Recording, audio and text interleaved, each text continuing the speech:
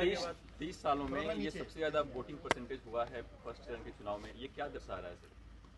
30 सालों में नहीं, आज़ादी के बाद बिहार में हुए चुनाव में ये सबसे ज़्यादा वोटिंग परसेंटेज है।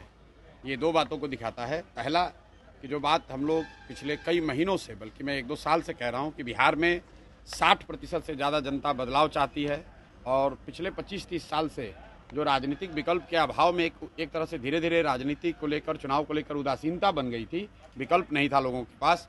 अब जनसुराज के आने से उनको एक नया विकल्प मिला है और बढ़ा हुआ जो वोटिंग परसेंटेज है वो दो बातों को दिखाता है। एक कि लोगों को एक नए विकल्प को देखकर उत्साह रहा है और बड़ी पैमाने पर वोटिंग हुई है, बदलाव के लिए वोटिंग हुई है।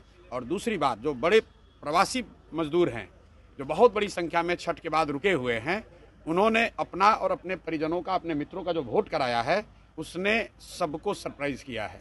और जितने लोग ये बैठे हुए थे कि महिलाओं को 10,000 पैसा मिल गया और उसी से हम लोग जीत जाएंगे, इन चुनाव में महिलाएं तो हैं ही, लेकिन महिलाओं से बढ़कर प्रवासी मजदूर एक्स फैक्टर है। इस चुनाव का एक्स फैक्टर प्रवासी मजदूर हैं।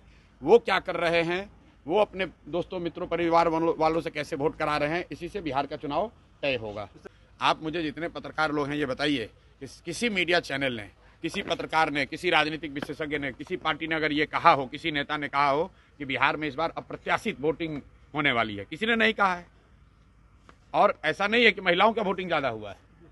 पहली बार बिहार में युवाओं की वोटिंग सबसे ज़्यादा हुई है। सबसे ज़्यादा एग्रेसिव होकर युवा वोट किया है।